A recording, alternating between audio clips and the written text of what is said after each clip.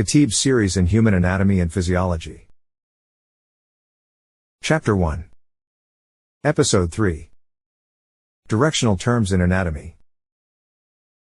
When discussing directional terms, it's important to understand that the body is divided into two main parts: the axial part, which includes the head and trunk, and the appendicular part, which consists of the upper and lower limbs.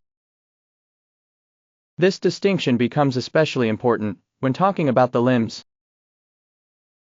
To determine the location of structures, you identify the point of attachment of the limb to the trunk, and then assess whether the structure is located closer or farther from this point. This leads to two key directional terms, proximal and distal. Proximal refers to being closer to the point of attachment or the trunk of the body, while distal, derived from distance, means farther away from the attachment point. For example, in the upper limb, the point of origin is the shoulder.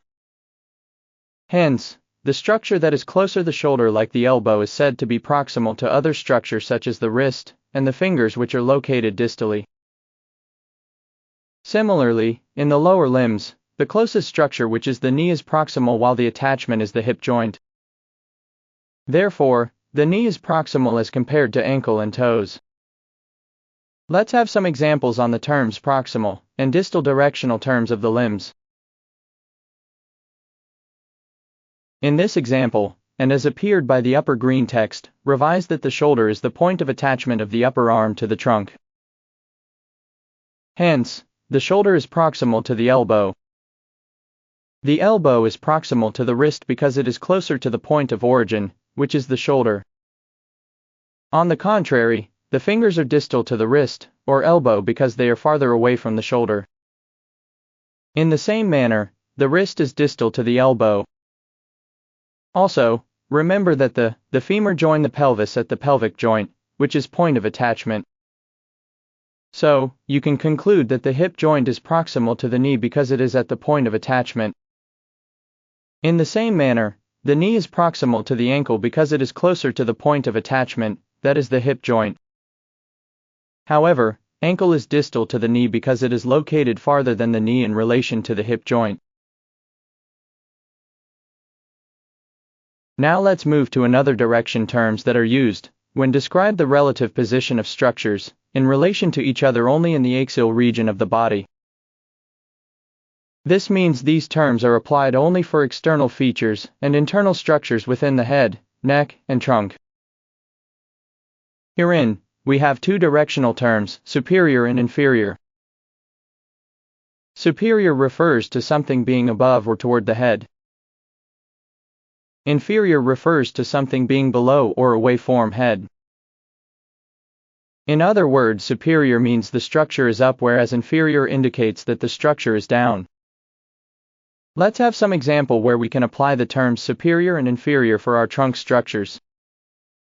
Look at the locations of the head and chest and determine which one is up and which one is down. The head is superior to the chest, meaning the head is positioned above the chest. However, the chest is inferior to head. Similarly, the nose is superior to the mouth, which means that the nose located up the mouth. On the contrary, the mouth is inferior to nose because it is below. In the same way, the navel or umbilicus is inferior to the chest.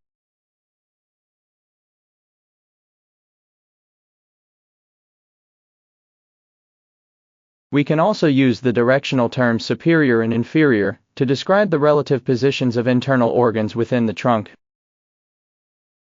This to compare the relative locations of various organs within the thoracic, abdominal, and pelvic cavities such as heart, liver, lungs, intestine, bladder, etc. For instance, the lungs are superior to the diaphragm, meaning the lungs are located above the diaphragm. Similarly, the heart is superior to the diaphragm, as it lies above it in the chest cavity. In contrast, the diaphragm is inferior to both the heart and the lungs, as it is positioned below them. Moving downward, the stomach is superior to the small intestine, indicating that the stomach is located above the small intestine in the abdominal cavity. However, the stomach is inferior to the lungs, as the lungs are positioned higher up in the thoracic cavity. In addition to describing the relative positions of internal organs, the directional terms superior and inferior are also useful when comparing structures between axial body and lower limbs. For example, the abdomen, which is located in the trunk region, is superior to knee, which is located in the lower limb. Additionally, the knee is inferior to the abdomen, meaning the knee is positioned lower than the abdomen. However, please remember, as you have learned in this video previously, when comparing structures that exist only on limbs, we use proximal and distal rather than superior and inferior. Another directional terms in anatomy are medial and lateral, which are used to describe the position of different structures in relation to the midline of the body. The midline is an imaginary vertical line that divides the body into right and left halves.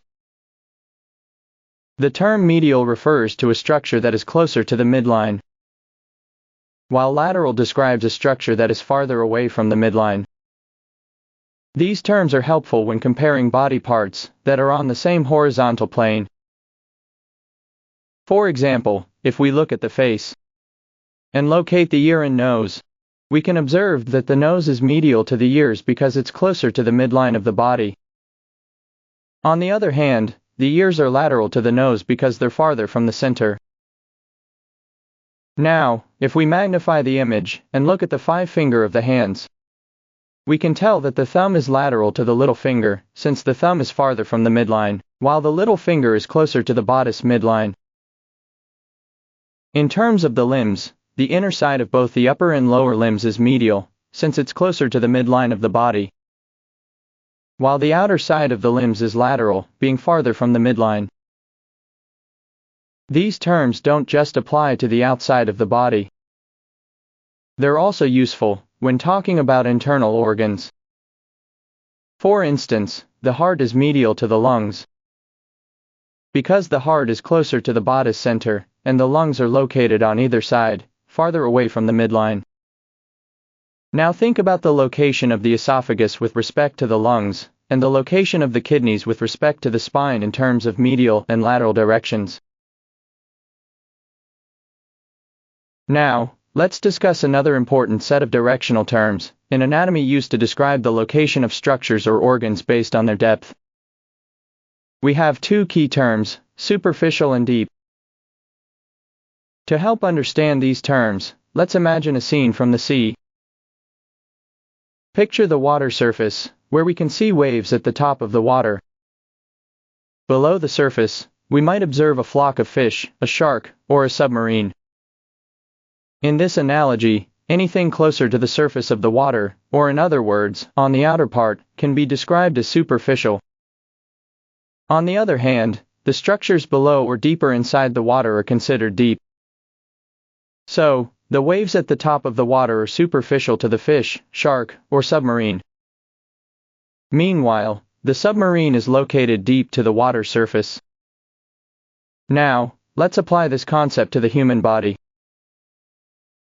Let's look at this image of a boy's body. Any structure that is close to the surface of the body is said to be superficial, while structures further from or beneath the surface are deep. For example, if we magnify the foot and look through it, we can see the different structures inside, such as bones, muscles, blood vessels, and other tissues, all of which are covered by skin. Therefore, the skin is superficial to the bones, while the bones are deep to the skin. Let's take another example from the same body. This time, let's magnify the head. The head contains the brain, which is surrounded by a protective membrane called the meninges.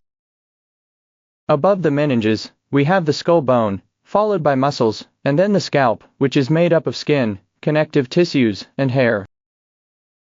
As you can see, the scalp is the most outer layer, representing the surface, whereas the brain is the most inner structure.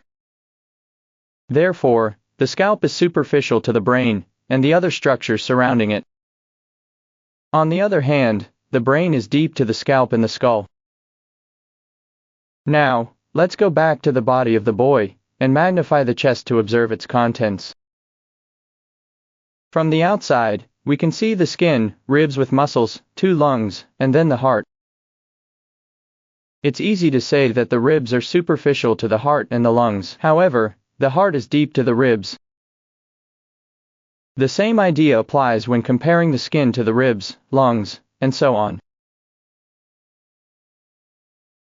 Let's now explore 2 important anatomical terms, anterior and posterior, and how they relate to ventral and dorsal. To understand this, imagine you're facing this person. The anterior side of the body is the side you are facing, or the side you can see. In humans, ventral refers to the front, or belly side of the body, which aligns with anterior. So, anterior and ventral essentially mean the same thing. On the other hand, the posterior part of the body is the back, the side you cannot see if you're facing this man. Similarly, dorsal refers to the back of the body, especially around the spine. So, when we say something is dorsal, we're talking about the posterior side of the body. Let's look at a few examples to make these terms clearer. In this image, you're now facing the front of the body. The mouth, chest, palms, and toes are all on the anterior side of the body. For instance, you can say that the chest is anterior to the back. Conversely, the posterior side of the body is the part you can't see when facing forward. For example, the occipital bone at the back of the head, the gluteal muscles on the back of the pelvis, and the heels on the back of the foot. All these structures are posterior. You could say that the heel is posterior to the toes. Similarly, the occipital bone is posterior to the mouth. Now, let's look at an image of the rib cage. If you locate the sternum and scapula, remember we previously discussed that the scapula is located lateral to the sternum. But now you can also recognize that the scapula is posterior to the sternum. So we can say that the scapula is posterolateral to the sternum. On the other hand, the sternum is anterior medial to the scapula. Let's explore another example. In this image, the heart is located behind the sternum. So, the sternum is anterior to the heart while the heart is posterior to the sternum.